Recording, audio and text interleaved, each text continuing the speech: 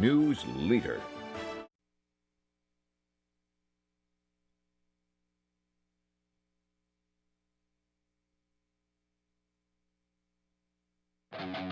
From your sports leader, you're watching live coverage of the 37th Annual KFYR-TV Budweiser Bowling Classic, sponsored by McQuaid Distributing and Lakes Liquor. And welcome live to Midway Lanes for our 37th Annual KFYR-TV Budweiser Bowling Classic. I'm Lee Timmerman, along with Brian Goring, and this is presented by McQuaid Distributing. 120 bowlers started on Saturday, but only 30 made the cut after 8 games, and we had a relatively high cut average. At 211 was Jeremiah Smith, who made the cut, a former past champion. But what did yesterday and the scoring tell you, Brian? They scored really well on that, and these guys are really good, is what it told me. We knew that already, that they were really good. Well, we have a Final Five, which we'll get to in just a little bit, but today is another process. Not only do you have to survive Saturday, they have to roll 10 more games today to get to our Final Five, and today is a little bit different. Explain the process, if you will, a little bit too, Brian, because there's bonus pins and head-to-heads and things like that involved today that takes place to get to our Final Five, right? Correct. Yeah, so they went head-to-head match play. If they win the match, they get the 30 extra bonus pins. That's added to the score that, it just helps you get. The more matches you win, the higher up in the step ladder you go. One of the things that it seems like I'm always asked every year is any 300s. Well, we came very, very close yesterday. I don't know how close we came today, but we have not had a 300 rolled today or yesterday in the tournament. And I believe the last 300 was rolled by Matt Smallin back in 2018. And on Sunday, the last 300 came when? With Jesse Josie, I believe. He's the last one on Sunday. I believe so as well. If you remember from last year, Brady Stearns is our defending champion. Brady will be back to defend. He has bowled very, very well. And $2,000 in the first place trophy and the name and everything else, the recognition that goes with being the champion here. In the 36 previous years of our tournament, we have had 27 individuals win championships. So obviously that means we've had some multiple winners. In fact, John Juba won 3 years in a row at one point. So let's meet our Final Five. It's the stepladder finals. Our 5 highest qualifiers here will be bowling for the championship at Midway Lanes. Our number 5 qualifier is Josh Kennedy. A plus 333 comes from Blaine, Minnesota. Thoughts on Josh? Josh, I'm kind of just meeting him for the first time. I haven't been traveling as much as I used to, but looking at his stats, he's got some pretty good accomplishments out there, so we'll see what happens today. And Josh will go head-to-head with our number 4 qualifier. That will be Chad Nelson. Chad from Owatonna, Minnesota, with a plus 395. And Chad knows what it's like to bowl in big tournaments, doesn't he? He does, and he makes a lot of shows, just about, I'd say 90% of them from what I see when I'm out. And the winner of our first match will take on our number 3 qualifier. That is Travis Hersrud. Travis has finished in all 5 positions of the TV round before. The champion back in 2004 from Glendon, Minnesota. Travis is always in there. Today he comes in with a plus 412. Yep, Travis, ever since we've even been juniors, he's a tough one to beat. I think I've beat him once in my lifetime. But you remember it, right? Of course I remember it. And our number 2 qualifier today is Ryan Selk from West Fargo. Ryan with a plus 463. And when I arrived at in the house today, Brian, you told me that Ryan was really fine in the pocket and looked pretty good. He did. He always does. I don't even think he bowls that much league, but when it comes to tournaments, he steps up and always seems to find a way to make it in. Well, those are our 5 through 2 qualifiers, and our number 1 qualifier, he will wait to roll the final match. A guy we talked about, the man who won it last year from St. Augusta, Minnesota, Brady Stearns with a plus 482. That's pretty good rolling. That's extremely good rolling. Brady looks good this weekend, as he always does. Not going to make any predictions, but if he's only got one game that he has to bowl, we know he's going to be tough. And you'll have to wait for that one, and that's the excitement, the fun part here of the 37th Annual KFYR-TV Budweiser Bowling Classic. We'll get the balls rolling right after you see this. Our first match is coming up next. It'll be Josh Kennedy and Chad Nelson.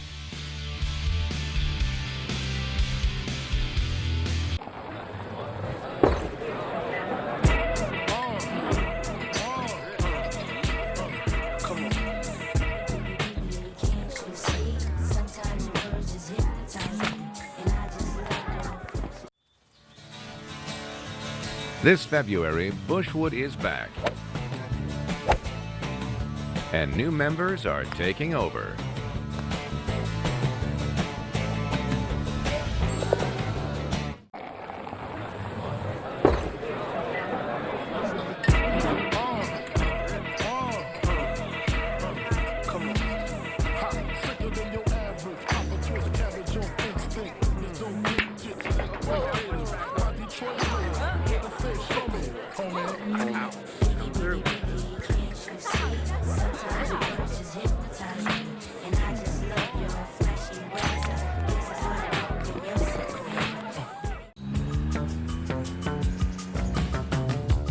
Well, we're waiting.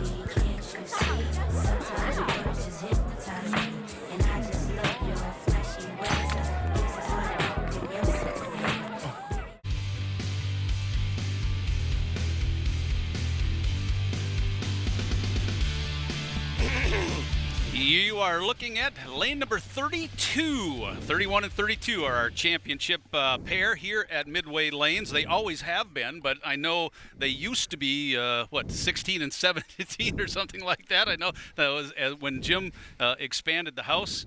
That's the lanes obviously changed, but our championship pair hasn't. They're in the same place. We just call them something different, don't we, Brian? Exactly. Yeah, that was the middle of the house. I remember I started here when I was 16, and yeah, this place has changed considerably. There's a look at Chad and Josh. Minnesota seems to be the popular state in our Final Five. 4 of our 5 guys that you will see today are from the state of Minnesota. But that's not like it's unusual or anything. It's always been the case in terms of this tournament bringing the top bowlers from around the region. Correct. And there's so many events out there that they're bowling. I think they're bowling pretty much every weekend, whether it's here or out in Minnesota. Okay. We have a little bit while the two guys are warming up, and let's just talk right about it off the top, if you will, a little bit. Brian's a big event that involves some big-name professional bowlers that'll be coming here this summer. For people that don't know, the PBA is coming to North Dakota this summer. It is in June. It's a PBA Super Regional. So some of the names that are coming are the top players on tour. Marshall Kent, E.J. Tackett. The guys that are going to be on the actual tour today. Yeah, they're playing in the U.S. Open today. Correct. So June, I want to say 15th, 16th? 16, 17, 18, I believe. Yeah. Yep. Here in Mandan, and they'll go be in Moorhead earlier in that particular week. So, there's all kinds of things planned. I know I talked with Jay Fedek, who helped organize it and get everything set up. So that'll be something unique and I guess never before happened right here at Midway Lane, so that'll be fun. Right, first time event. We're super excited. Anytime we can get, something to that magnitude here is super exciting for us. These guys haven't, it's been about, I suppose, a little over 40 minutes since position round has finished. So in terms of warming up and loosening up, this is a little bit different to get to this point of the day.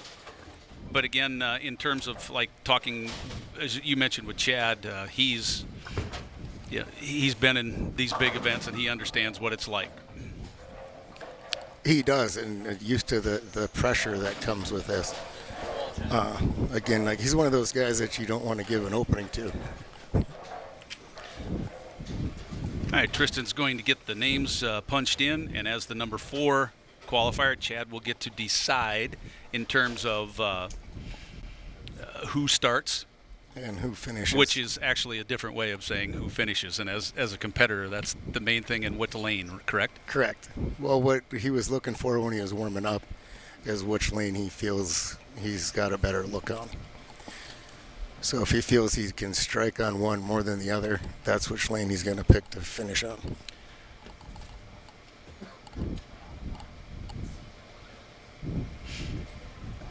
We get the computers set up here and get the names in, and then we'll get rolling. A little bit more about Josh Kennedy, if you will. For someone as young as he is certainly accomplished in terms of some of the things that he has done, correct? Yeah, if you're looking at his sheet here, that 21-22 CBA first team, the CBA's, I'm going to say the Central Bowlers Alliance. He's on the Bullify regional staff since 2021. Bullify is another company out there. So that's who he's representing.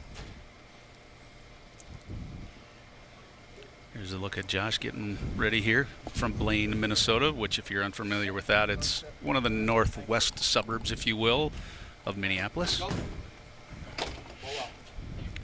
And there they go. We're all set. So it looks like Josh Kennedy will get us started. Stepladder finals of the 37th Annual KFYR-TV Budweiser Bowling Classic, sponsored by McQuaid Distributing and Lakes Liquor. I might know the guy who owns that place. You might. He might be sitting right next to me. See how Josh does.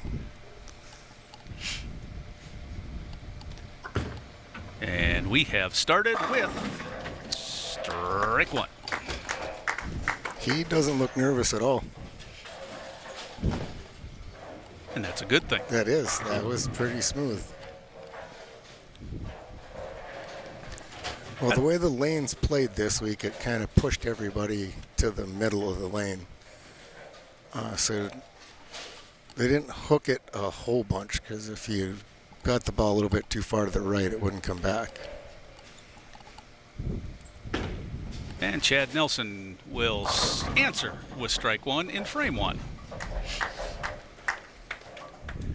Chad today had a high of 268. That happened in game 9, which pretty much set him up to make sure he was going to make it on the TV side. Game 6 was his low with a 166. Mm-hmm. If you kind of just look at him when he's coming back off the approach, he's got a super focused look. I was watching him in game 9 when he did that, and that's when I knew he was...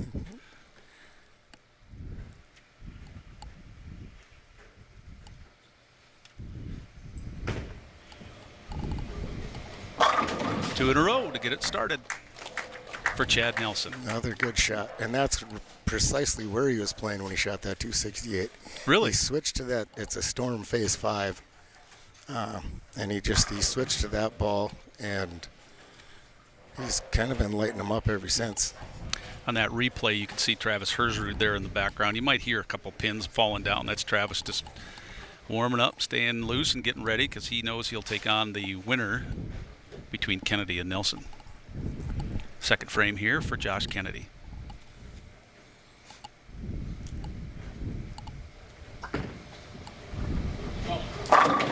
Oh. Good kick. Good break. It was almost an awful break. That was a really good shot. But that ball's got quite a bit of back end. If you see it, when it starts to really hook like that, and he almost left the 7-9, that happens nowadays with this aggressive equipment. The ball hooks past the 9, and the head pin kind of bounces off the wall and then leaves the 7. But here the head pin bounced off the wall and took out both. Which was fantastic for...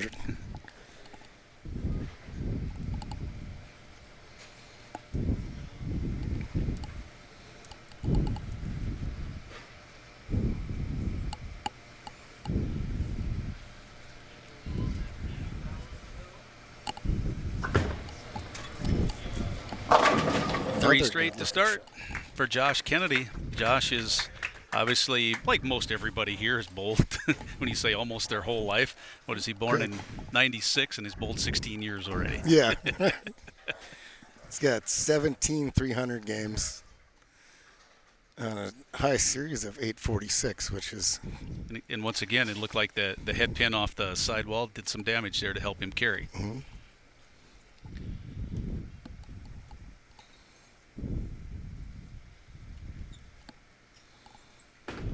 Third frame, Nelson. Nothing but X's up there so far. That's fun to watch. It is. That light mixer, that light in the pocket and just scatters them.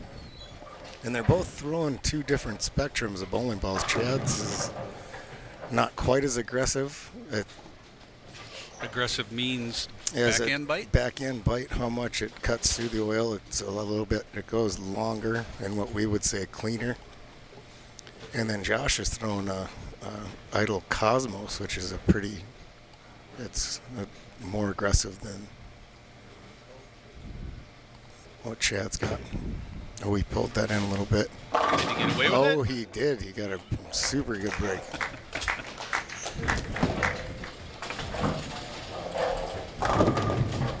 So he pulled it actually enough to get away with it here. Is that kind of what you're saying? Exactly.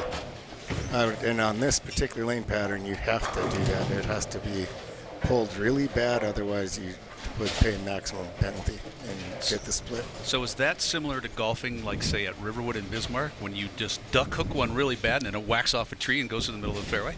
Yeah, that's a really good analogy. Yeah, it's exactly what it is.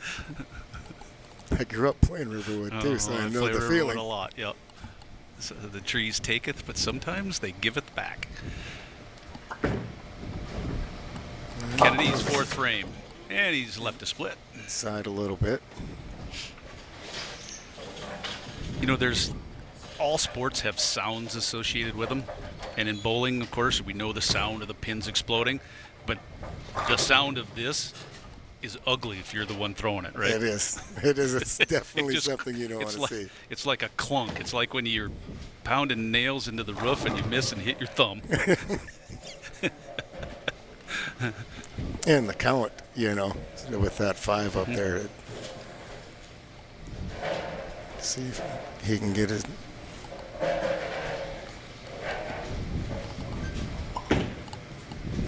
Throw it hard, throw it straight, see what happens. He got the 3 on the one side.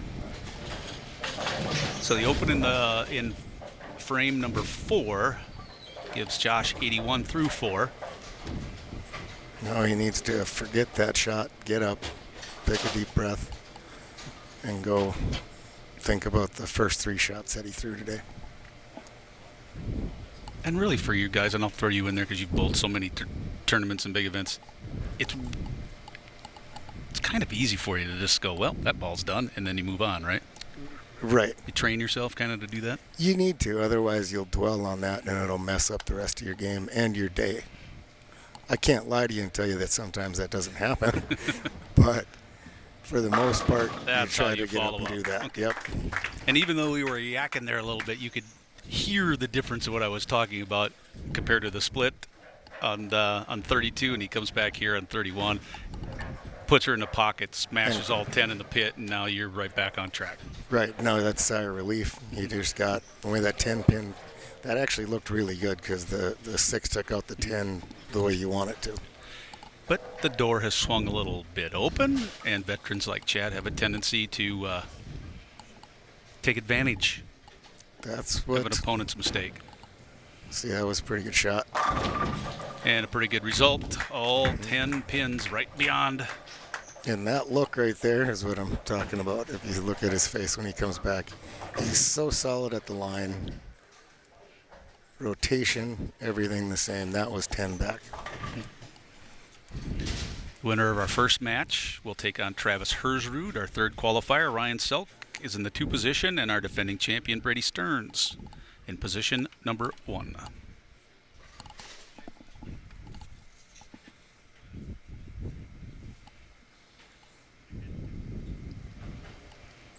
Looking for 6 in a row.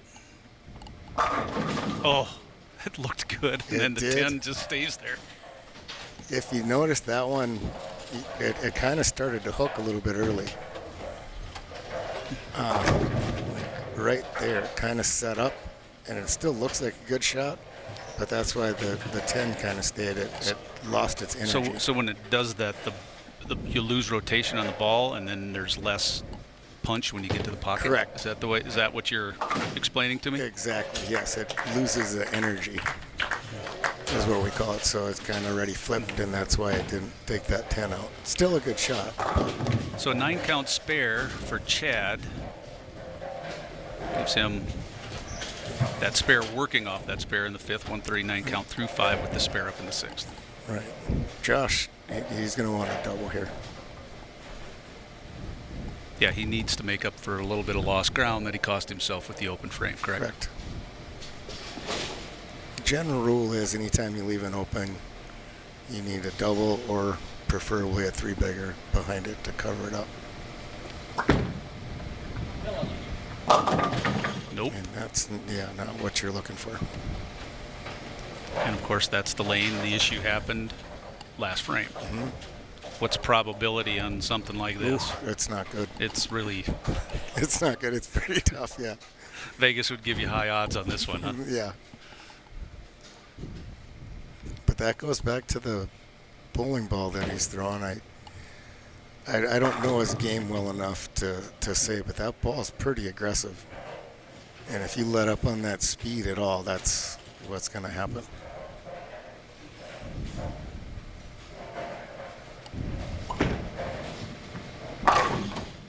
Back-to-back opens on lane 32 for Josh Kennedy. Josh's high game today came in game 9 with a 266, and he has the low side of that was a couple of 182s. Which still on a lane condition like this isn't terrible. That means they're making their spares, and he wasn't splitting like he is now.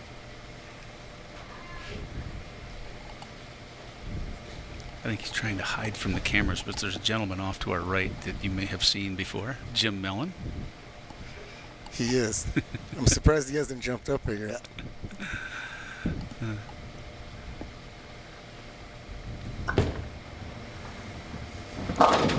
Well, a little light on the pocket, but he still got it to carry. Did. He got it, and he moved in a little bit, and if you notice, he didn't swing it as much to the right. Yep. So he's trying to take that big back end reaction away.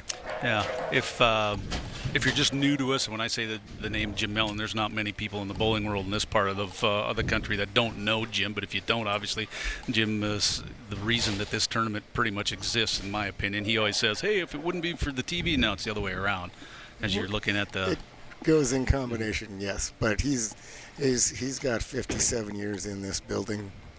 That was a good shot. Got nice it. Little tap. And now he's getting ready to retire. He's my mentor for sure. I mean, I wouldn't be where I'm at today without him, and he's just taught me so much. he's over talking to Lee Ellison, who's running one of our cameras. Pat and Lee on the back. Lee is from Mandan, so I don't know if maybe. We can throw a couple Melonisms in there, is what we call them.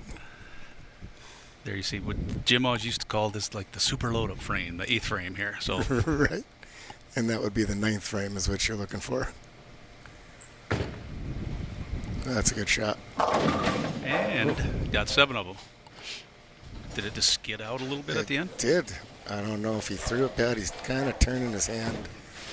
I noticed that earlier today, too, when Chad let a couple balls go that he didn't like, he was kind of looking at and flexing his hand a little bit. What he's doing is that's him saying he didn't release it properly.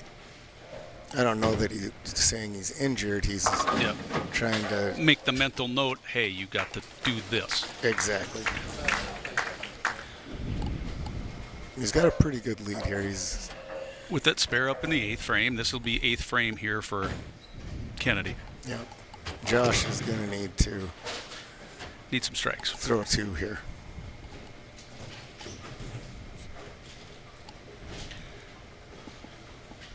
nice for him though, to have the strike to work off of in the 7th frame. It is. This is the lane that has been his. Oh, and he's switching nemesis. balls. Well, probably for that very reason, right? Yes. This one's pretty aggressive too, but it goes down a lot further. And it gives him what he wants. That's a strike. It's another thing that makes all of these guys that are on your top 5 good today. They're not scared to change bowling balls, and they know which ones to grab and get up confidently, throw it. And have that result. I think Ryan Sandvik too, the year he won, He did change the balls in the 10th frame, I think. right, and that takes some guts to make a move like that.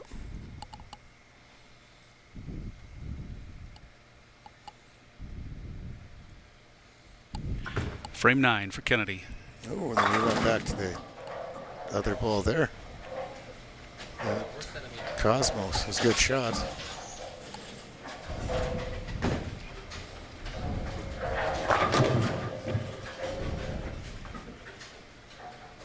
Just a little bit of a bad break, but that's where that ball hooked past the 9 pin there.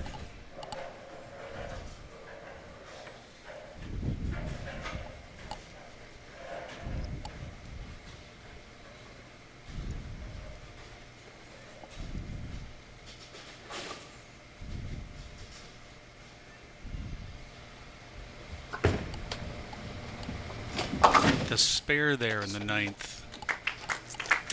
I mean, Chad's really needs to do something to have the door open up, right? He's still in pretty good position. He's obviously in a really good spot, yeah. He's, what, 20 up? If he strikes here, then that pretty much... Well, you never know nowadays. Like you mentioned last night with the U.S. Open. There's a strike that puts him in a really good spot now. Yeah, what yesterday afternoon took a little break here from Midway Lanes, went home. The U.S. Open was on, and Marshall Kent, one of the individuals who will be here bowling in the regional PBA, was rolling in the yesterday in his match at the U.S. Open, and in the 9th, all he needs is one spare. Mm-hmm. Well, he had a 210 split, missed, and in the first ball of the 10th, he had a 210 split, missed, and he lost by six or 7 pins. Yeah. Yeah, it can or happen. 8 pins, I think. It was 206 to 198, I think. So it can happen that fast, but it's not going to happen here to Chad because there's another one right in the pocket, and he's going to move on. Well, he knew he had it there, so he switched balls again. So you got time to experiment now, right? Correct. Trying to see where and what ball to throw. I guess that's the luxury of having a big lead, huh? It is. Looks like he went to an IQ tour to me, which would be another storm ball. Looks like, thanks. If you want my expert bowling opinion, which I have none, he went to a round one. They seem to work the best. They do.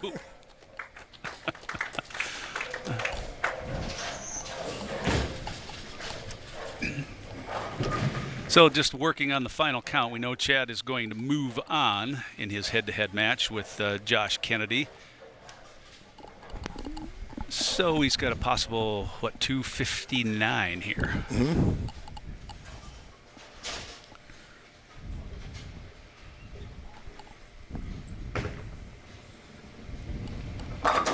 And 259 it is.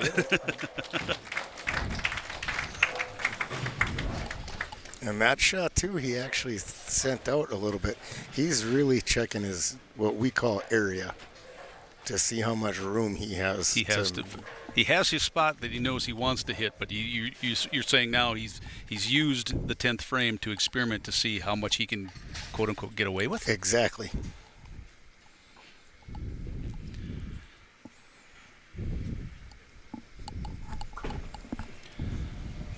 So Kennedy will finish up here in his 10th frame. And can shoot 206, which is still a good game. Scores were a lot higher this weekend than I anticipated. See, when you guys meeting the turn, you kind of base all of your talk or comparison off a 200, right? Correct. So like you just 200 average, and I was a plus whatever, meaning you were over 200. over 200 as an average. Yeah. Okay. Right. So like Chad right now would be plus 59. Okay. That's just kind of your baseline, and it's always kind of been that way, hasn't it? Yeah, for the scratch tournaments. Yep.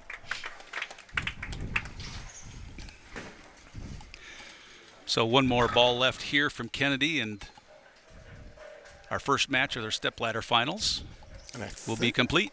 Yeah, and if I'm not mistaken, I think this is Josh's first time here. First time on TV? Yep. Yeah, I believe so. Did he? I don't know if he bowled don't the know. tournament last year. That part I can't tell you. I'd have to check, but either way, it was a pretty good showing.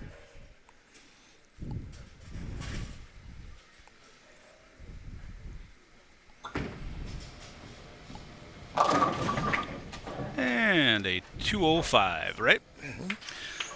So our first match is a 259 for Chad Nelson to a 205 for Josh Kennedy. And step number one of our step ladder finals has been complete. Travis Hersrud, our number 3 qualifier, will come over next. You are watching the 37th Annual KFYR-TV Budweiser Bowling Classic. We'll be right back to Midway Lanes after this.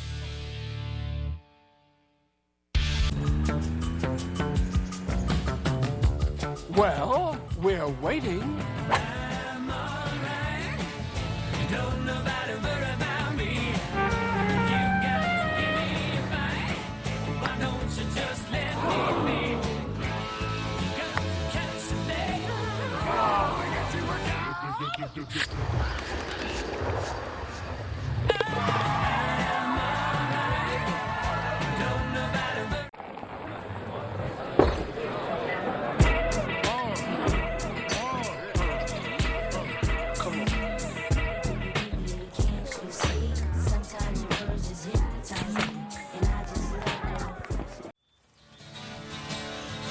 This February, Bushwood is back.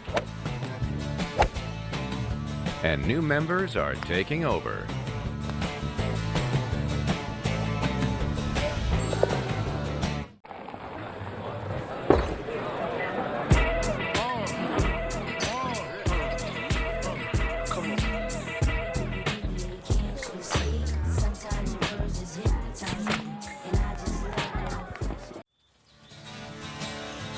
This February, Bushwood is back. And new members are taking over.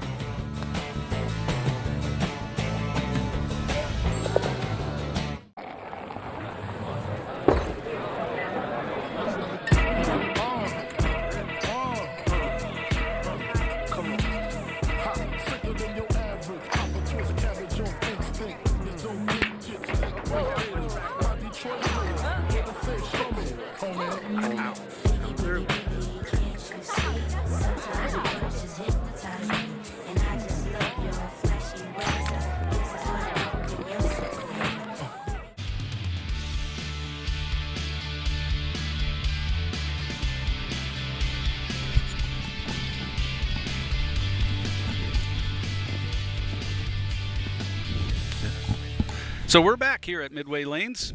Lee Timmerman, Brian Goring, and everybody here from your news leader, Travis Hersrud, getting a few practice tosses in. Everybody who comes over to our championship pair does get an opportunity to roll twice on each pair just to get a feel for how these lanes will feel compared to everyone else. Trying to let Chad know.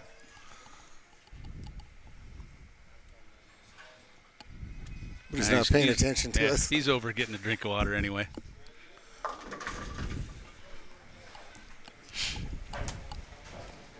Well, Travis Hersrud, there's a guy that we've seen a lot in this tournament over the years. Why have we seen him a lot?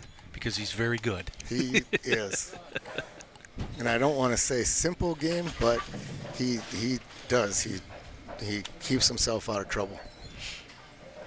Yeah, right.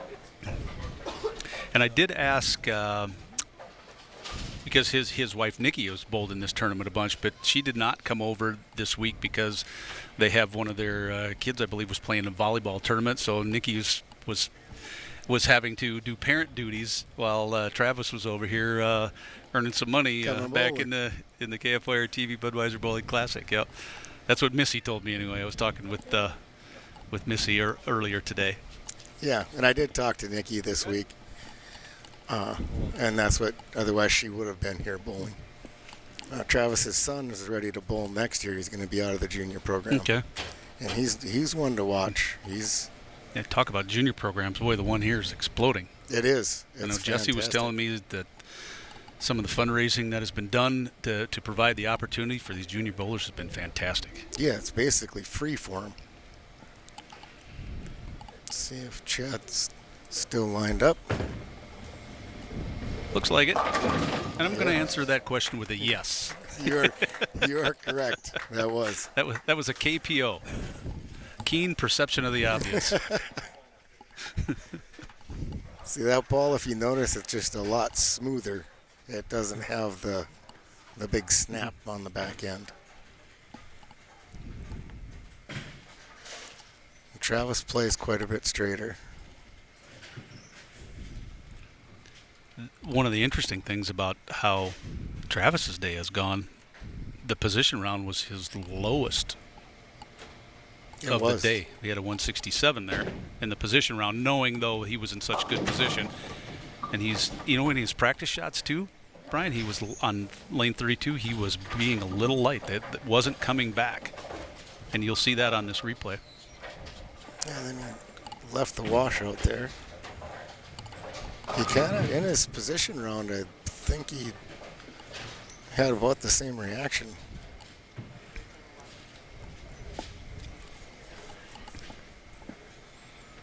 If you're going to have an open, this is the frame to do it in, but he almost didn't. Gave it a good run.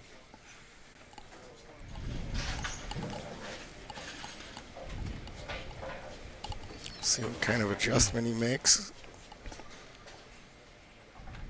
Yeah, just because of the way the game is scored, if you're going to have an open, you're not attaching it really to anything. That's why you say if you're going to do it, get her done in first frame right away, and then just say, all right, we start with frame 2 and go from there.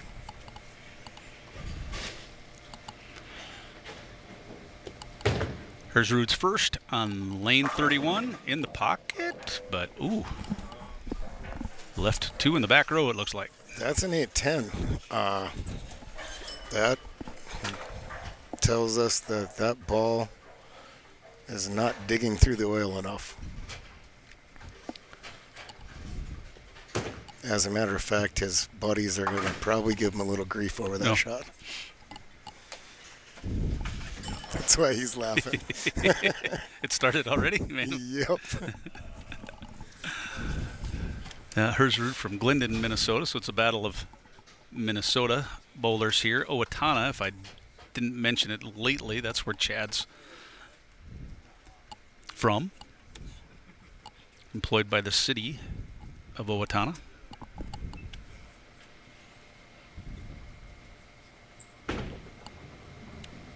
Well, looks good too. It does. I thought that kind of started to look like it was going to hook early, and it didn't.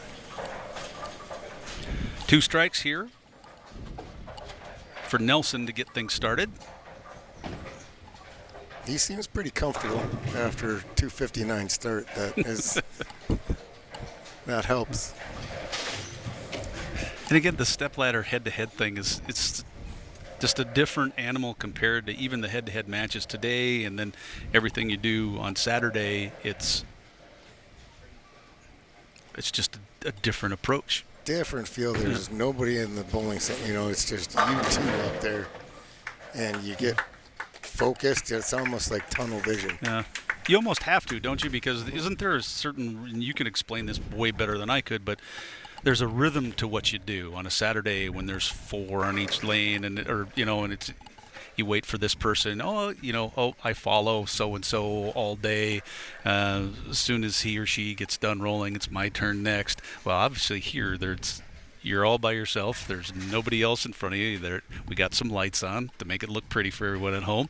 There's the camera. The atmosphere is much different because even though there's a lot of people in here during the day, well, they run home to watch it on TV. Correct. Right. So it's it's just a different feel. It's kind of cool. We've talked about it over the 30-plus years I've done this event, just how different championship time is on TV compared to the rest of the tournament. When you get to today and you're on the show here, it's you almost forget about the qualifying. And looks like we gotta reset it here. There it goes. Oh yes. So back to that Saturday, you just want to try to stay relaxed, make the cut, and move on to Sunday. And then when you get here, your mindset changes, and it's one game at a time.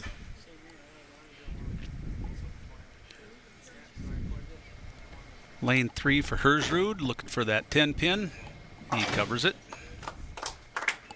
He did. I shouldn't say it's totally empty. You can tell by the shots. We have a few people. Well, there's Brian rolled in the tournament. Ryan rolled in the tournament. Just, some people who are still here. Eric down on the far end here, past champion of the tournament. So obviously there's a few people in here. Yeah, they like to. Some like to watch. They start watching here, and then they go in the lounge and watch on the TV because it's.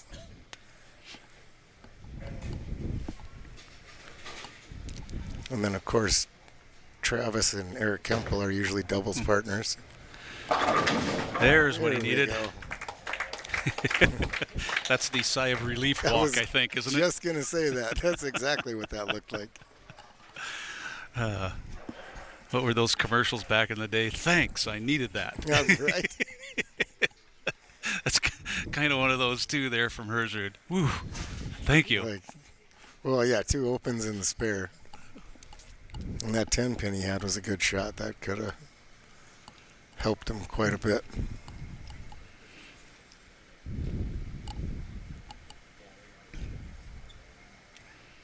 This man's been locked in. He looked down, he let his left foot, but he'll take the result. He didn't like where his foot looked like his plant foot landed, but yeah, it looked like he's stuck or something.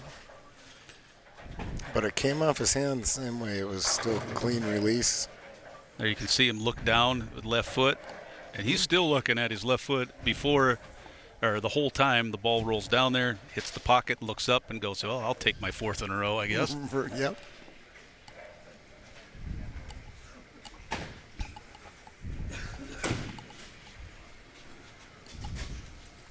And if you notice, they do the same thing. They have their routine every time before every shot.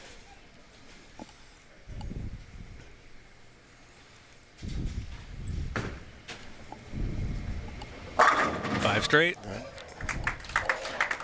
And I would assume, I don't know if it's accurate, but would you guess if you, as a junior bowler, if these guys had video of themselves, that there'd be so many things that they did as like a 10, 11, 12, 13-year-old that they still do now when you talk about routine? Absolutely, because it sticks with you. Even the pros, like if you watch them, I just saw a video the other day with E.J. Tackett in high school, and you look at him then and today, it's almost identical.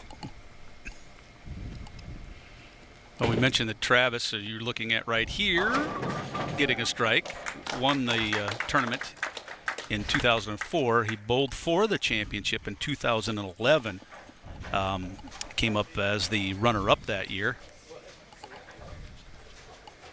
And that was Dave Schick,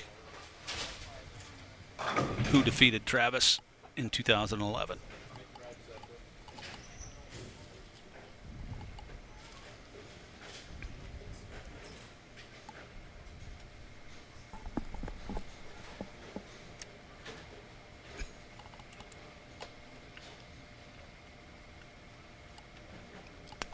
Hersrud looking for 3 in a row after his sluggish start, and that's about as good as it gets. Yeah, it is. That's his best shot of the match. That was relaxed, had really good roll on the ball. You can even tell by looking at the rotation. And if you watch the ball where you say, here's a shot that does not lose its energy, correct? It Correct. goes through the pocket and through the pins as Hersrud wants. That splits that 8 and 9, goes right through the middle of them.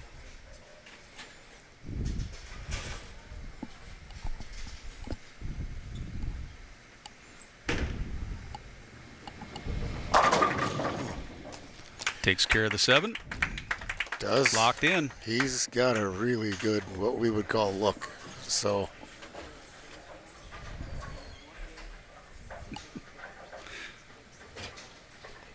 when you get that light carry, with that light swisher, we call it, where you just kind of hit the head pin and it shoves everything over, that's when you know you're throwing it really good.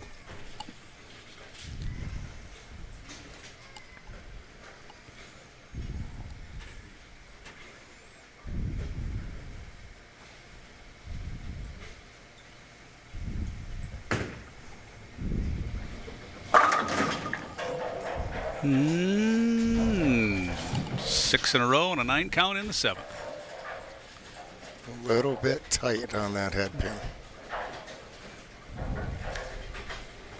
As much as you want the strike, I'm sure he will say, "Oh, you give me that at the beginning of every match, and I'll take a 6 For sure. 6-pack to start it."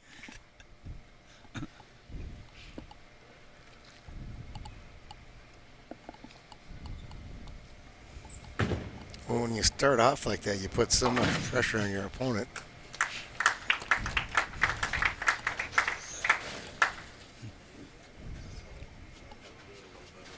And the guys sitting off to the side I don't know if they like what they're seeing. Probably not, I wouldn't think. And Ryan Selk will take on the winner of this match, and then Brady Stearns is our top overall qualifier. He will roll for the championship. That's what's still to come here in the Classic.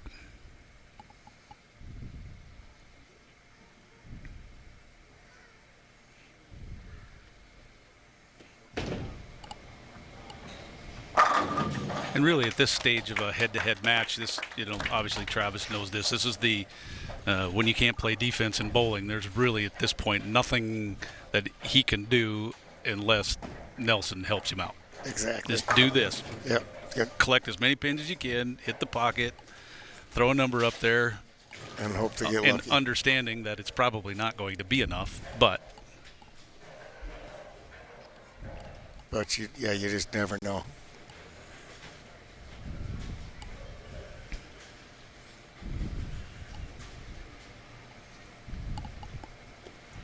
But he needs to a little light. to strike. Yeah, he threw that a little bit harder, it looked like.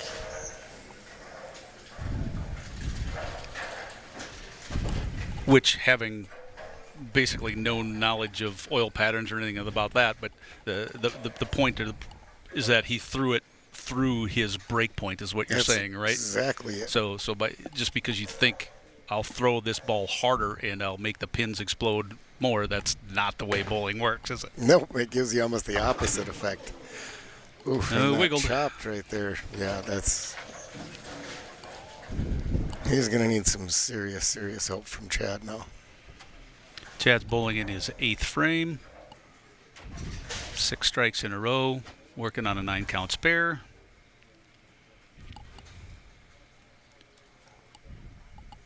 I would say this is almost in the impossible for him not to move on category unless he talks to the channel or something, which you don't see that happening anytime soon. Not at all, because he'd have to do it 8 times. Yeah. Because that strike right there is going to wrap it up. Travis has.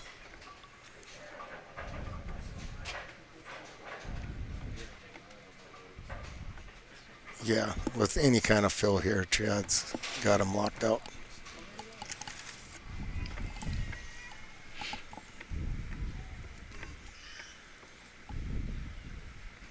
It's Ryan Selk in the background there. He's up next, and he will play Chad. You see him down there. He just looks all relaxed. He just got back from Belize, I think. he sent us a message he couldn't get service, so he got us through Facebook to get signed up, make sure he was in the tournament.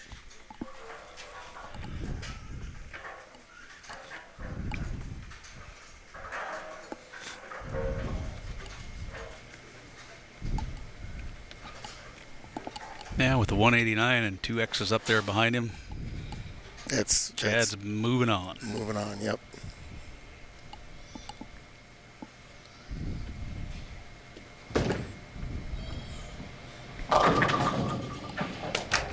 Strike for Hersrud in the 9th frame.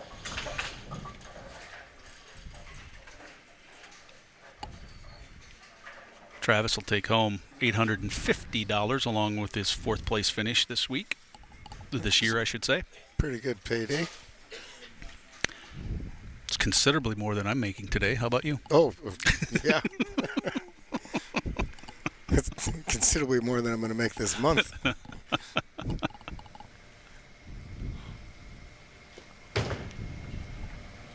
Tenth frame for Hersrud. Left the 10.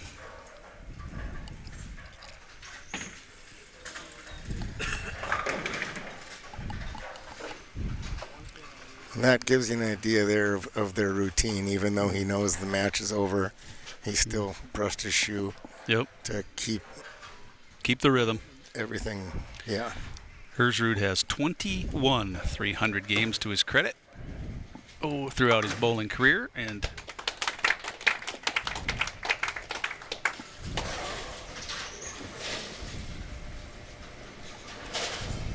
possible, 193.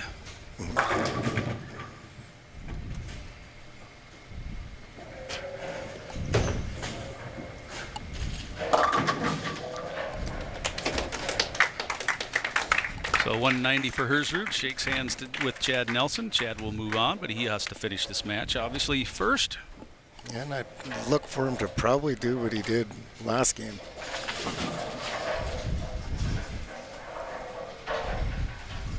Try to play around a little bit to see if he's got to make any moves or adjustments, but doesn't really look like he needs to with as many strikes as he's rolling. Yep.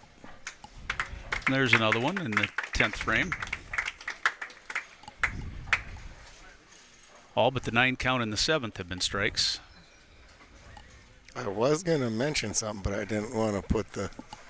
At the time, you mean, or what? Right. I didn't want to put the there's no such thing as an announcer's jinx. Hey, I've been announcing forever, and it's never happened. No, that's not true. Right. Yeah, it'd be like all those basketball tournaments, you know. This kid is 12 out of, 13 now from the free throw line.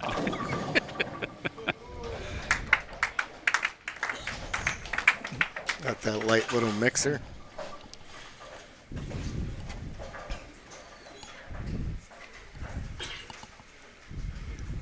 See, that ball hung out there, so I don't know if he actually tried to. Tried it, or if it just went that way. Or if, yeah, there's a little... See, with Travis just getting done playing a little bit to the right of him and straighter, he may have carried some of that oil down in front of the pocket, which will make Chad have a different All look. strikes except 2 9 counts will give him a 278. That's good bowling. So he followed his 259 in match 1 against Josh Kennedy with a 278 in the second match against Travis Hersrud. Ryan Selk is up next. It'll be the next opponent for Chad Nelson here on the 37th Annual KFYR-TV Budweiser Bowling Classic.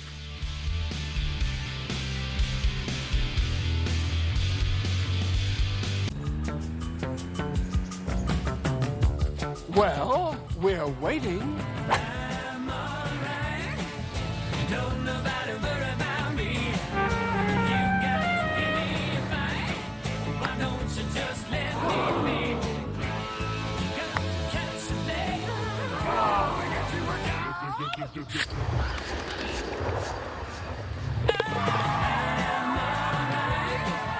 Don't nobody worry.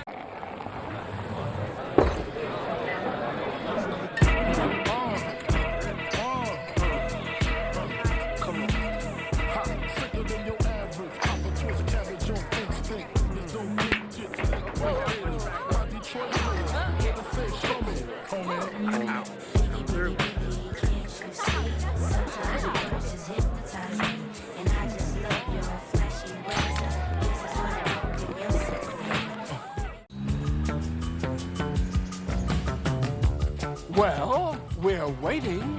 I'm alright. Don't nobody worry about me. You got to give me a fight.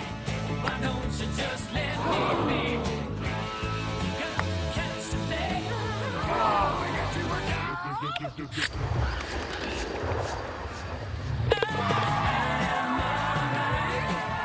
Don't nobody worry.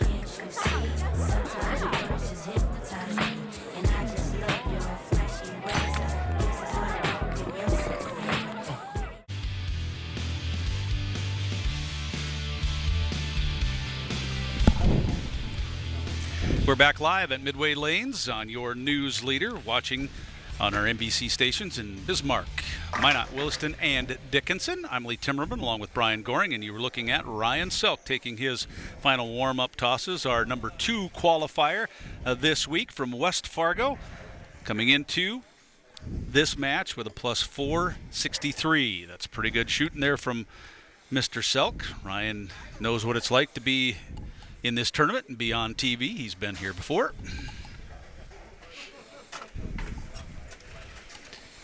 And we were talking in the commercial where telling Chad, hey, if you want warm-up tosses, you can have them here. And he said, he goes, I'm old. These guys are young. And I looked at his birthday and I go, well, how old is? Well, geez, he's 11 years younger than me.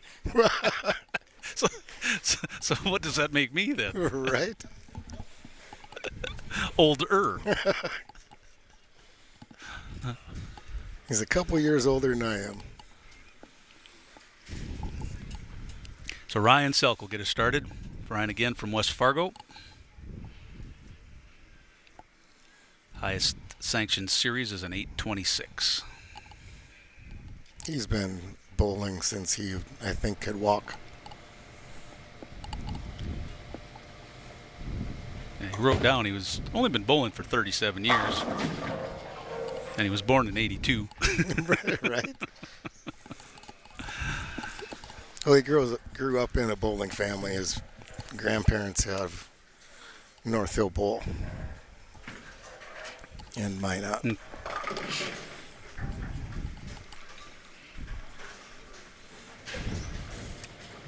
So 9 count in the first ball here from Ryan Selk.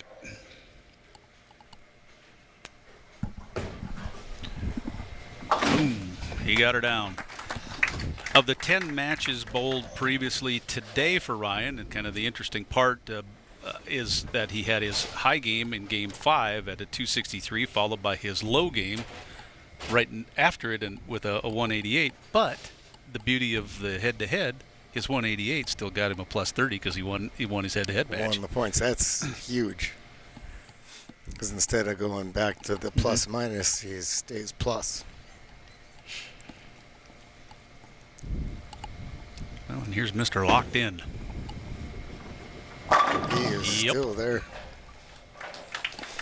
Chad Nelson, strike 1. Then when he scratches his head like that, it looks like he's maybe not comfortable with what he's doing or what he's seeing, but I don't know what it feels like to him, but I know what the results are, and the results are good. yeah, with 258, 278, or 256, 278 start, he's really comfortable out there. 259. 259, yeah.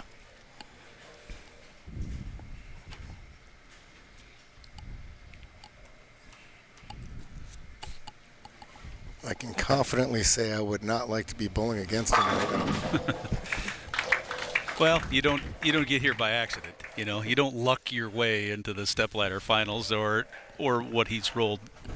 Well, you just mentioned the two that Chad had today. Well, I'll just run through his whole day. 235, 244, 234, 195, 198, his 166, 209, 221, 268, and a 215 before he just rolled the 259 and the 278. Yeah.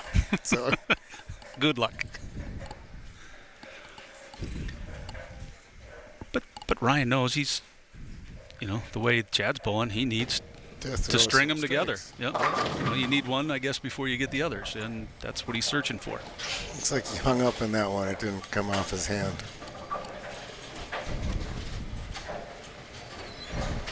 That was left all the way, is what we call that one. The Brooklyn side, correct?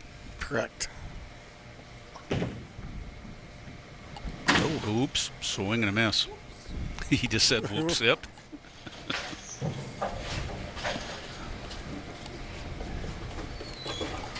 Now it's where you got to just take a minute, relax.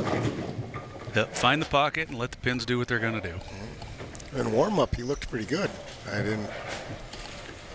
Speaking of warming up, you might hear some pins off of in the distance there. That's Brady Stearns, our #1 overall qualifier, staying loose, getting ready for his chance to win another championship. That looked pretty good. That looked. Oh, that one overhooked too. I was wrong. The dreaded 4. 4 count. Like you said, it did look really good. Well, off from of right his here, hand. I'm thinking, geez, that looks like it's going to. So what? Overhooks at the end, And yep, takes those 4 right out of the middle. slams the head pin pretty much straight on, right? It does. Ryan's got pretty good hand though, so if he gets this out close to the gutter and gets it to come back, he's got a good chance at making it.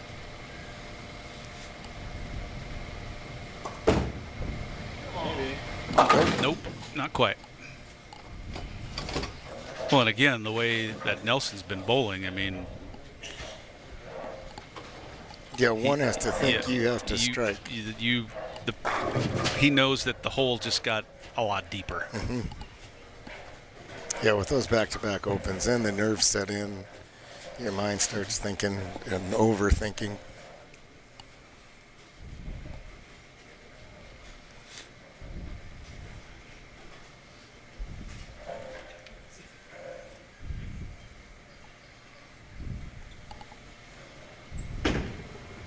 Lane 3 for frame 3 for Nelson.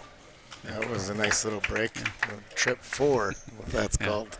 And got the trip 4 right here. I'll bet it falls down again on the replay.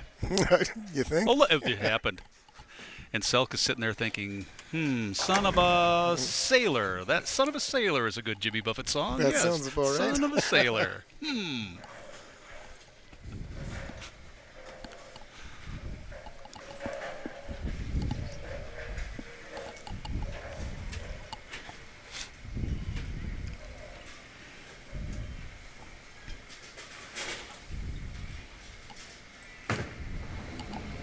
After his 4th, there it is. Is it also a product of like the 3rd frame here for Nelson, where the trip 4, when things are going your way, you get those? Yes, absolutely. You know, you got to have a little bit of luck in this game, but and people kind of give me some grief because I say that's a working ball. That when that ball's coming off his hand, it's rolling really heavy. So the heavier roll you can get on the ball, the more momentum it builds, and it kind of mixes them up pretty good. There's all 10 back there where where Mr. Selk wanted it. That's what he normally looks like. Like I said, when I walked into Midway Lanes today, he was doing that and a lot of it. Just almost like you had a push broom as wide as the lanes, and you're just running through them that way. Back. Yep.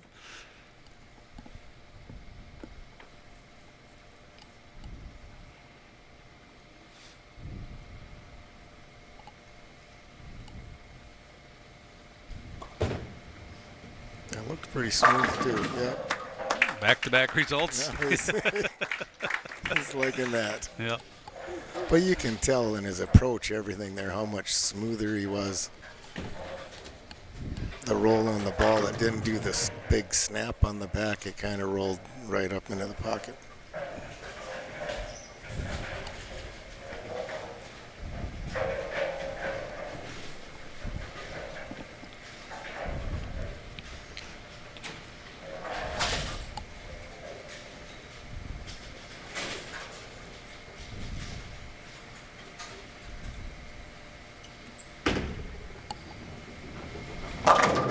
Got another one. Just what we were talking Yeah, about. that's You it. get that. There's no tripping that 4. He got a lot of No. help off the sideboard, didn't he? That was the 4 and the 5. And I was just going to mention his last shot. If you watch that, not this one, the one before, the 5-pin barely kind of tripped. So Okay, so now he's talking to himself, right? So I would think what's so. the adjustment then? he's got to get either the ball to turn a little bit harder to go through the pins better, or move his feet or his target on the lanes.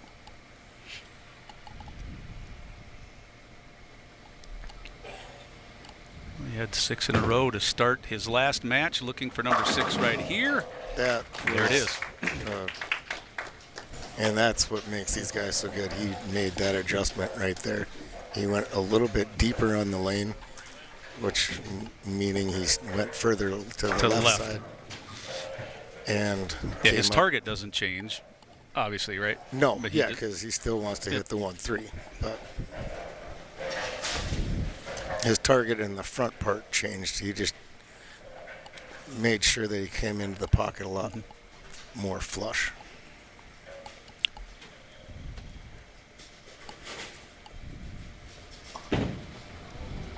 Selk looking for it to come back, and it didn't.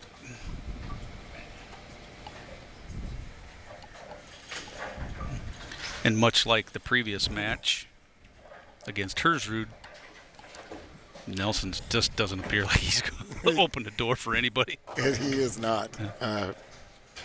I would think at this stage Ryan's already thinking, let's just get these last few frames over. And go, yeah, $1,000 for third's not bad. Oh yeah, it's a good weekend.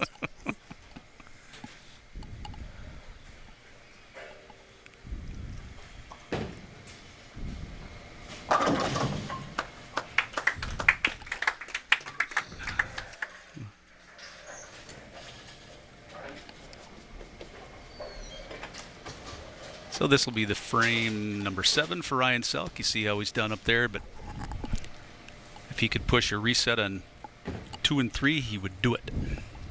He missed the solo and then had to split. Yeah, we changed the match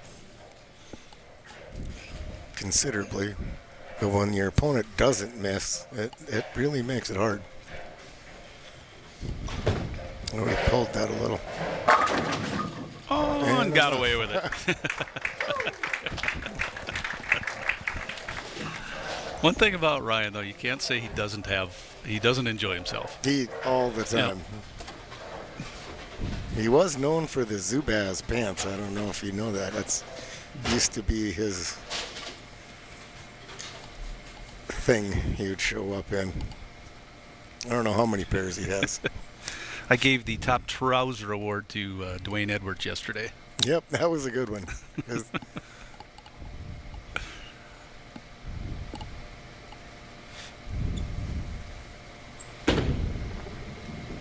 That one's light. Yeah, and didn't he got like the that. 10 to go down, so no little mini split there, but Yeah, that's a pretty good break. That, although the baby split's not super tough spare, but the single pin makes it a lot easier. I should say it's not a super tough spare for these guys. For me, it's a nemesis. well, I should have been keeping track of how many non-strikes Nelson has had to this point. Is it only 4? 4. Yeah, because last game was 1. Yep. And then 259 Was the two Two. in his first match against Kennedy, yeah. So only 4 times has he not thrown a strike.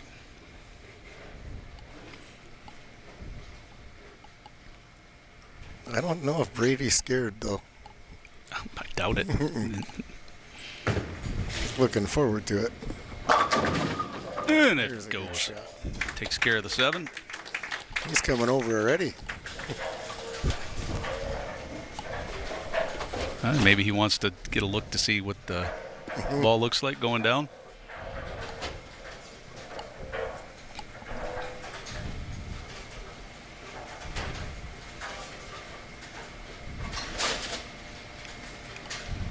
Eighth frame for Selk.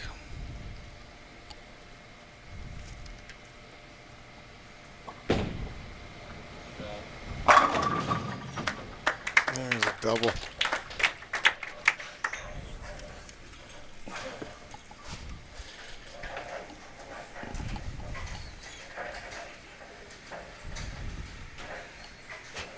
Yep, that had everything you would want from a ball entering the pocket. Yeah, no pins laying on the deck is always a good thing.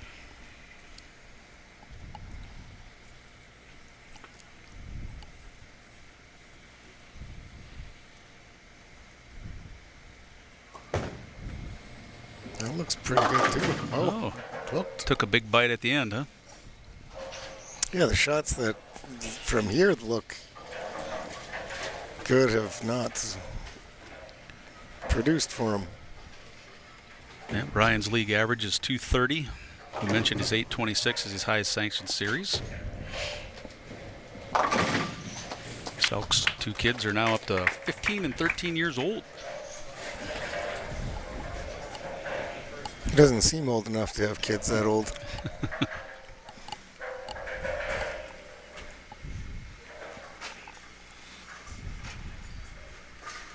Ninth frame here for Chad Nelson.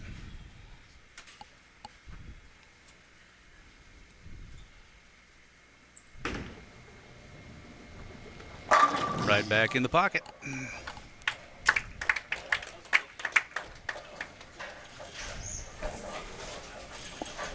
At this point, it's just impressive.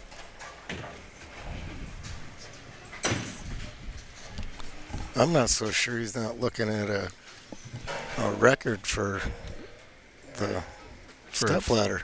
Oh, for the most pins knocked down on TV? Could be. He's got to be getting close. I would have no idea what that record is. I'm going to have to do some investigating. Oh, there's his first blemish in terms of a split. Not going to affect the outcome of this match. No. May affect the total of what you were just talking about. Exactly. He jinxed it. But then again, you have to start, to be. You got it. How do you fix it up? It points at Selk there a little bit. They were just talking to each other. When it's your day, it's your day. Oh.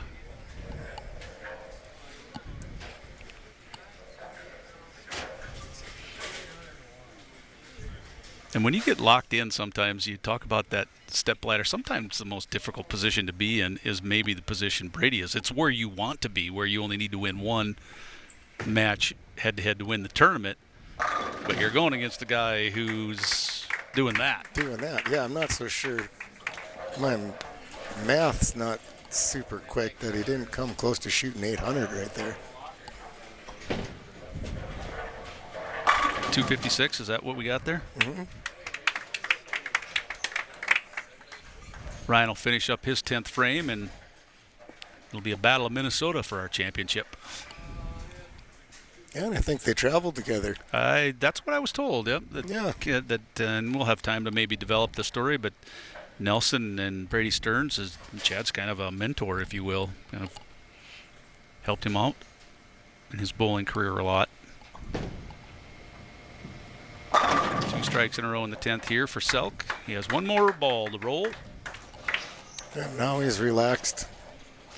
Could finish with a 199. Letting go of it. Which the 199 would generally be a pretty good score.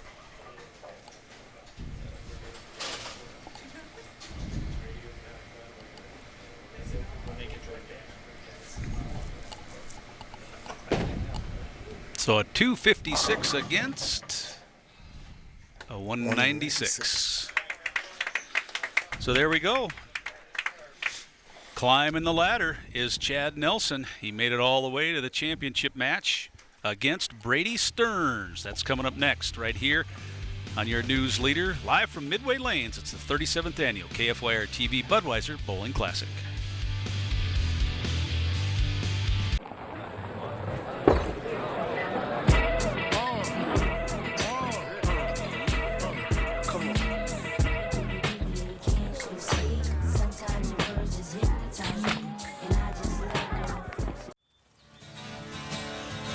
This February, Bushwood is back. And new members are taking over.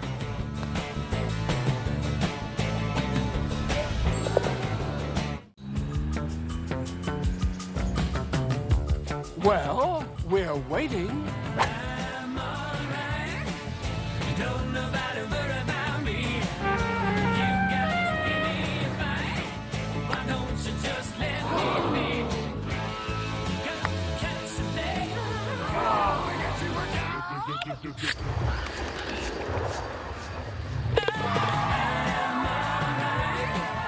Don't nobody worry.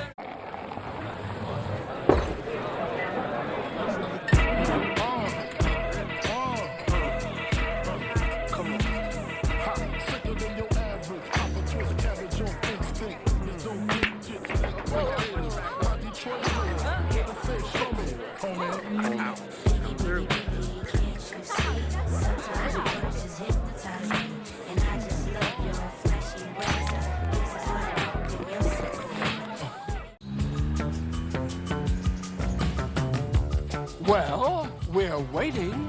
I'm alright. Don't nobody worry about me. You got to give me a fight. Why don't you just let me be? Got to catch a leg. I'm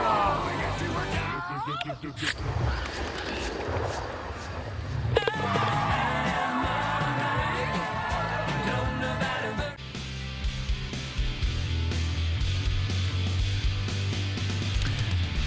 We have one more item of business. The reason everybody gathers here to find out who's going to be the champion of the 37th Annual KFYR-TV Budweiser Bowling Classic. That man right there knows what it's like to win it. He did it last year.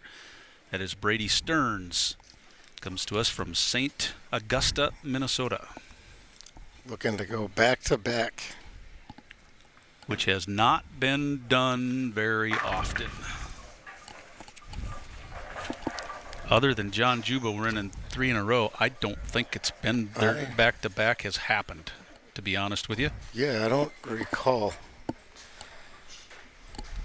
Like when Dwayne won, his were like 2.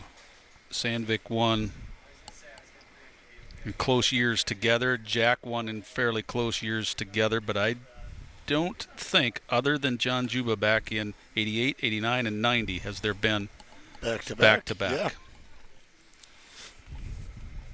Yeah. Matt Smallin had Ryan, the 1 year Ryan Selvik won, was split. Matt Smallin winning in 2013 and 2015, and then Matt won again in 2019. But yeah, this will be our first back-to-back since 88, 89, and 89, 90. If it happens, it's going to be really hard to beat the guy you're looking at right there. It is. Like we were just talking about, he's averaging 264 for the TV finals. Chad Nelson from Owatonna, Minnesota.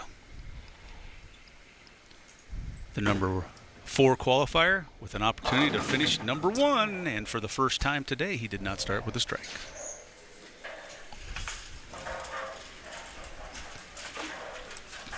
Which is kind of surprising.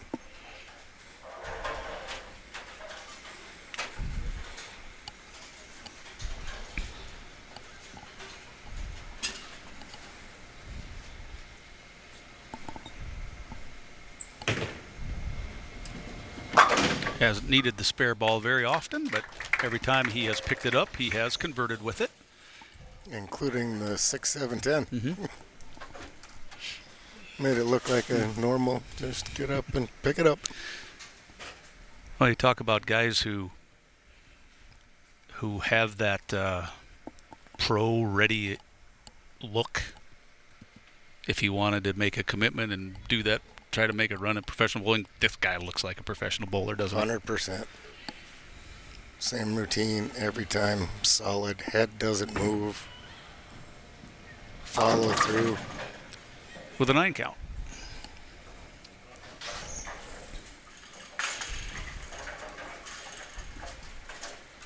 But you look at the arm swing, it's relaxed. Plants the foot, doesn't slide much.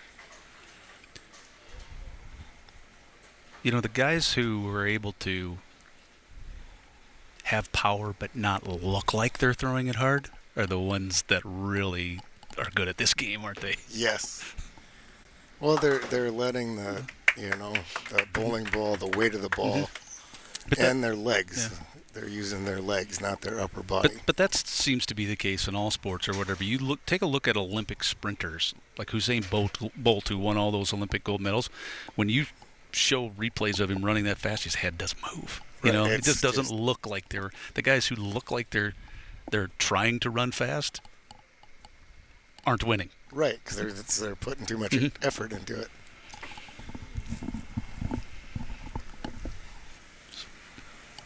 So both guys start with spares. Second frame for Brady. High hit.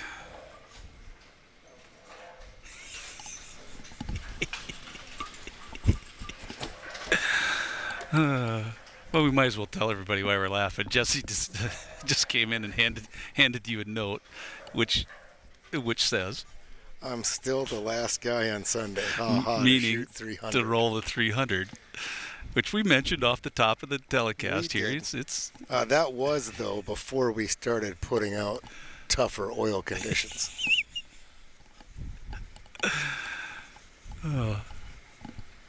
But we still have to get it to him. There he you go. is. And so if you're listening now back in the lounge, Jesse, remember Brian's got a microphone. He's going to always get last shot. And I'm leaving today. I go back to Williston for the week, so.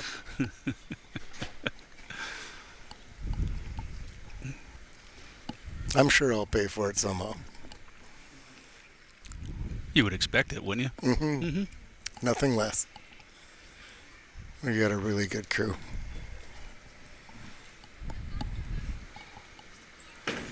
Second frame for Nelson. Ooh. 2 lights in a row. And a split. I don't know. Well, okay, you guys, you bowlers talk a lot about how the oil patterns change, the shot changes, adjustments need to be made. We're witnessing it here, I correct? was just getting ready to say. Go on with that, Brian, if you would. Yeah, I don't know if they've actually burned that part of the lane up. We call it. The oil's gone. It's moved. So the ball's starting to, what we call pick up earlier or start hooking earlier. And yeah, some adjustment's going to need to be made. I don't know if Chad can go further left. When that happens, you either need to go further left on the lane or further right to try to find some more oil to get the ball to slide through the heads better and get to the pocket. Yeah, and keep that power with it when it gets to the pocket, like you've talked about. Yes, it looks like he's actually moving right.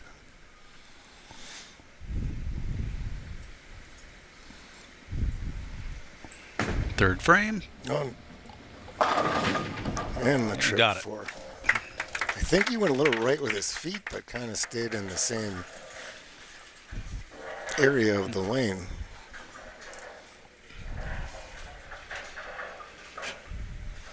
And there's that 4-pin that gets tripped.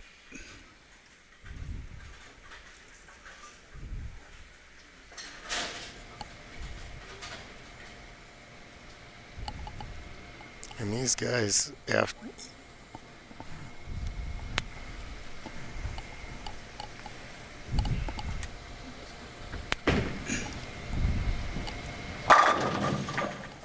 No question about that one. not either at all. That was really, really good. You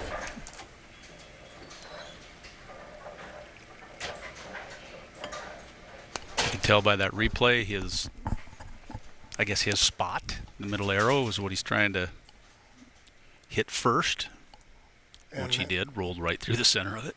And that release, and you saw the motion of that ball, but you knew when it got down lane it was going to go through the pins hard.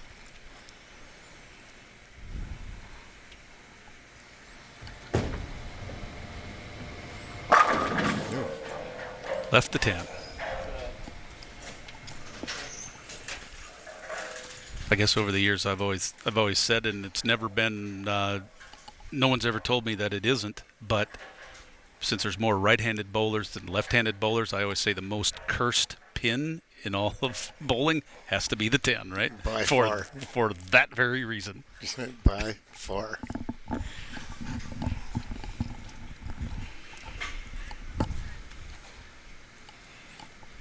And in a situation like this, it's not a hard spare, but when there's pressure on you, it becomes a lot more difficult. It's like that 2-foot putt that should be a tap in. And you push it. Mm-hmm. Then your 2-foot putt's now about a 5-footer coming back. Yep. And your buddy won't let you pick it up. Nope. No gimmies.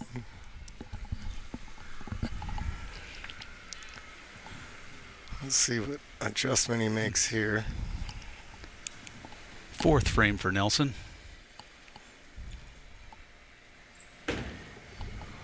That looked pretty good. Good. Still light.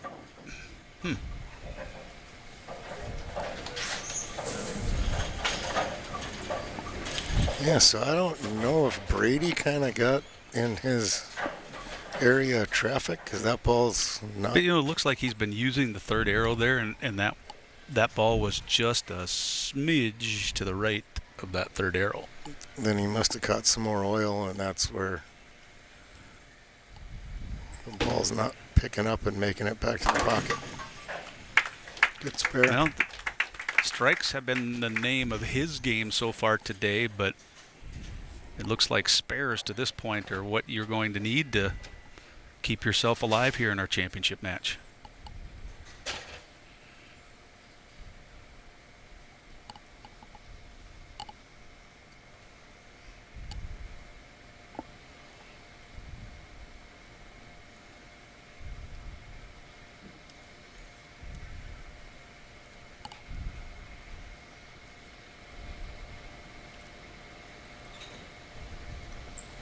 But I guess you can't start a string until you get the first one. There it is. And there it is.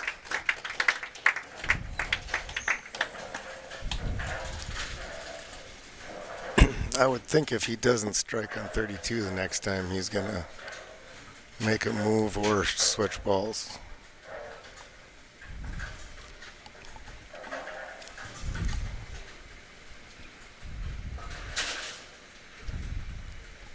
Stearns with the chance to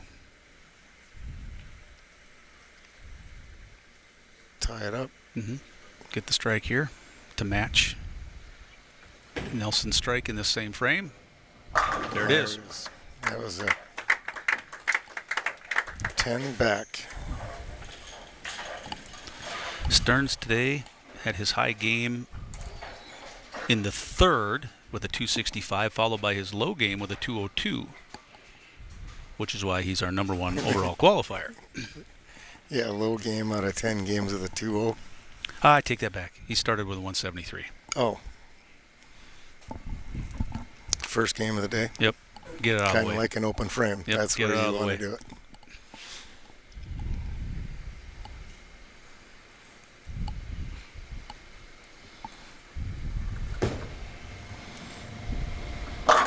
Oh, got a double, even though he'll take it. It's like Yep.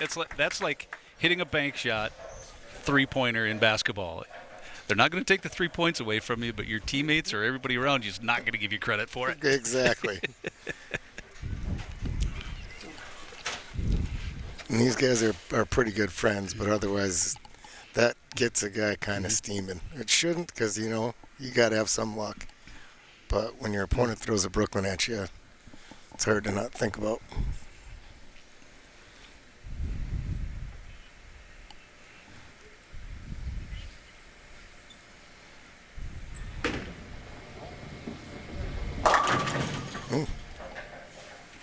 Well, I won't pretend to know all the details, but the story, as I understand it, Chad Nelson, who we're looking at right there, has kind of been the mentor to people like Brady in terms of helping them get started, understanding what it takes to bowl in some of these big tournaments, going with them, traveling around to tournaments such as this.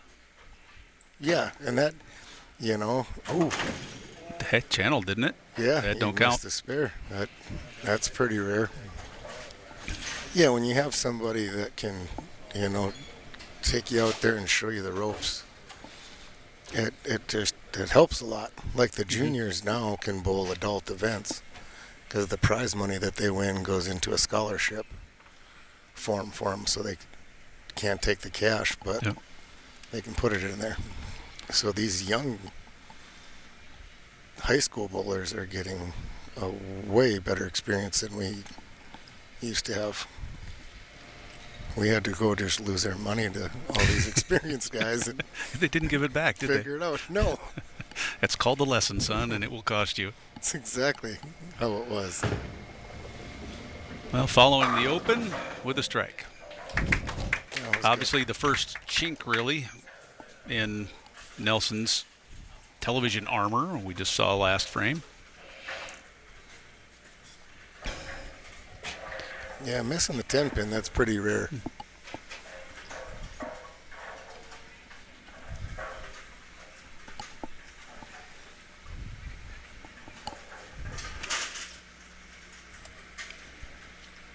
And Stearns has won enough big tournaments, including this one last year, that he knows that if the door is open, you try to kick through it like that.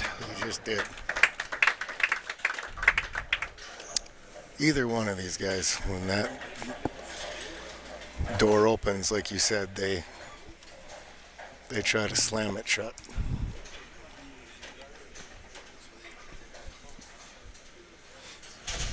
There's a number of ways you can, you say that or describe it, or it'd be like, well, you can put your foot on a guy's throat, or you can step on it once your foot gets there. Exactly. Right now, Brady's trying to step on it. He is. If he puts another one up here, that's going to make Chad think quite a bit. And on 32, I think Chad hasn't. Looking for it to come back. Oh, my goodness. Oh, 7-10.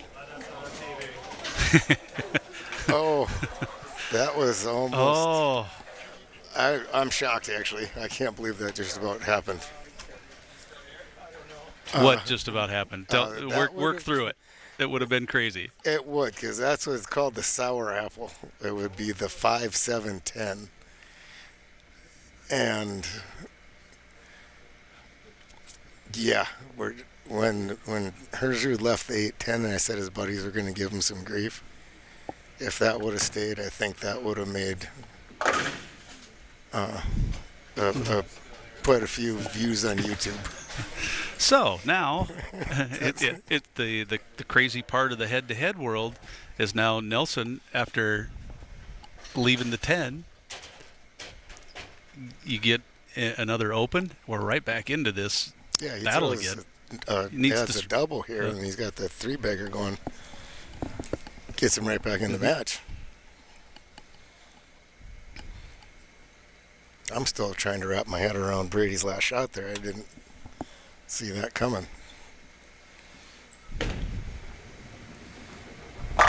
That's what he needed.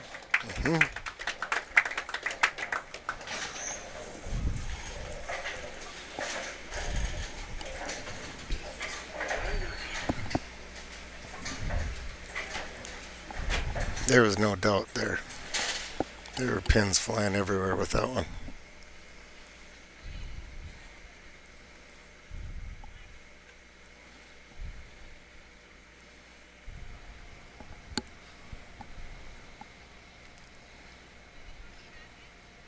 Ninth frame.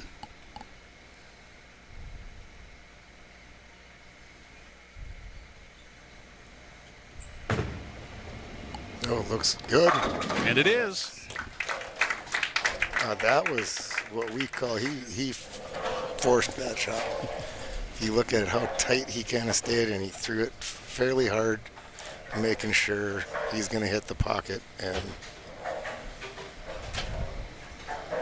Yeah, last time I checked, you can't knock them all down if you miss the headband, can you? no, well, you can, Well, not very often. but not very often. Okay, so now the ninth frame for Stearns, but again, remember, it's coming off an open frame. Yeah, and Chad's on loaded up 9th frame strike. Brady needs The strike. Had to right there, right? He did. Yeah.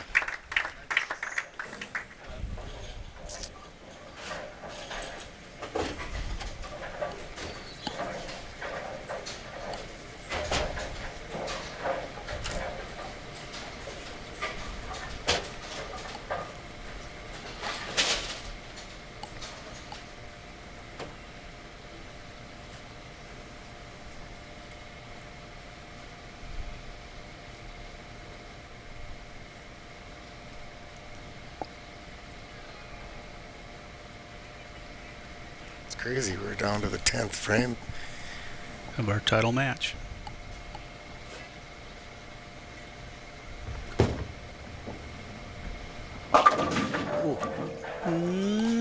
Nope.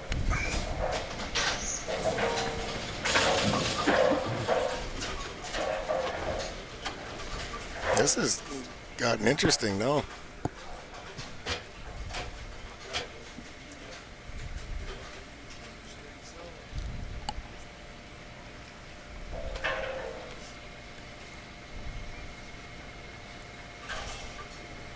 Stearns again, our top qualifier, defending champion. This is his 10th frame of the title match.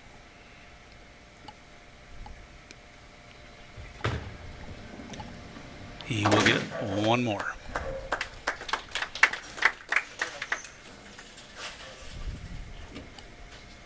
Possible 202.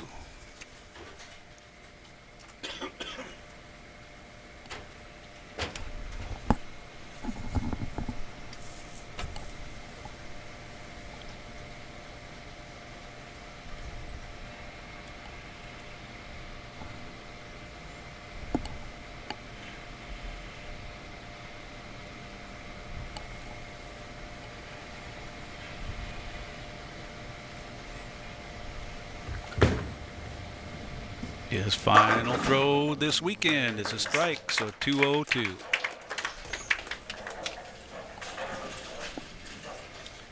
And the 10th frame for Chad Nelson coming up. Working on 3 strikes. What's he got to do? I don't know, my brain's... You've only been had up since some- about 3 a.m. Correct. That's where I missed Jack.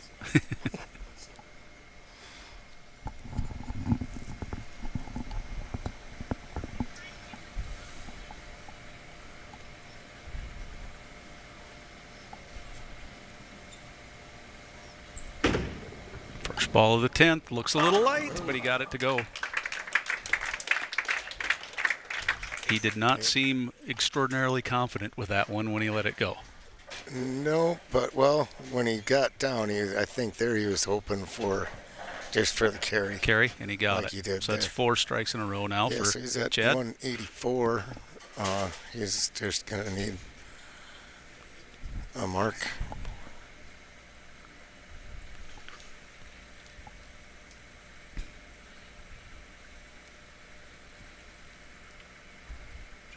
Sometimes easier said than done.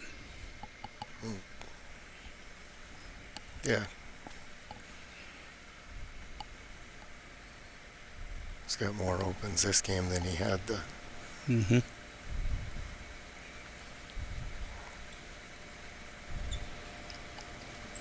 A strike, and he's the champion.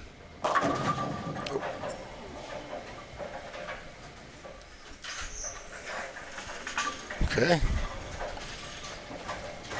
He needs to pick it up.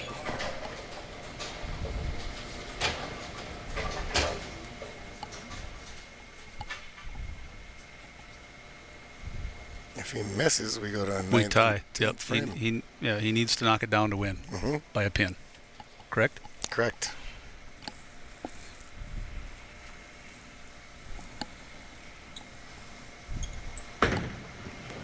All you need is one more than the other guy, and that's That is it. exactly what Chad Nelson just got.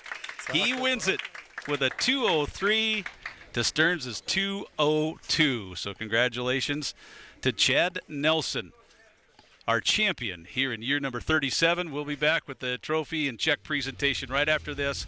You're watching your news leader. It's the 37th Annual KFYR-TV Budweiser Bowling Classic.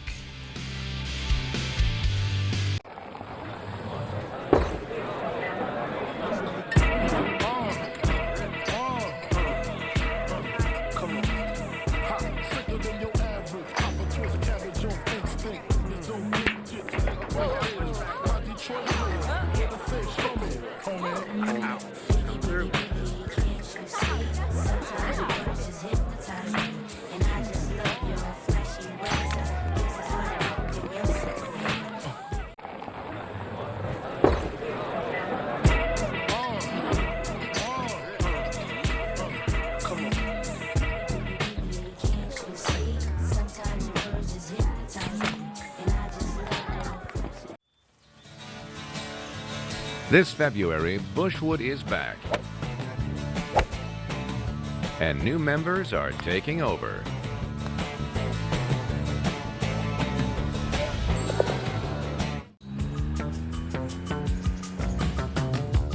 Well, we're waiting. I'm alright. Don't nobody worry about me. You got to give me a fight. Why don't you just let me be? Got to catch a day. I'm alright.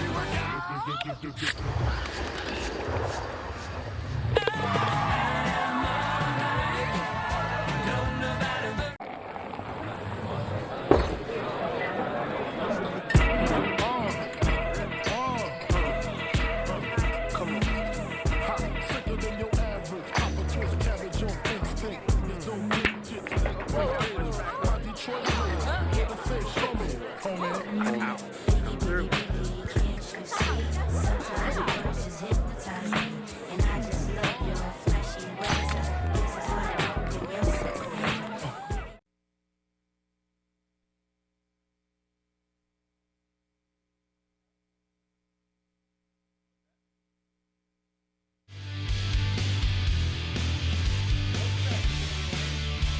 Welcome back to Midway Lanes.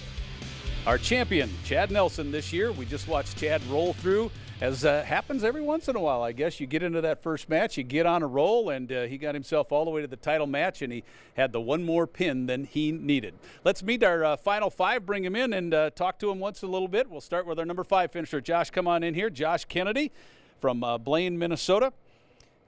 Josh, you had the opportunity to make the show for the first time. You'll have a check coming for an extra $725, and you ran into another guy who seemed like he got on a roll today, didn't he? How did it go for you this week? This week went really well, in my opinion. I'll say the first day was obviously way easier.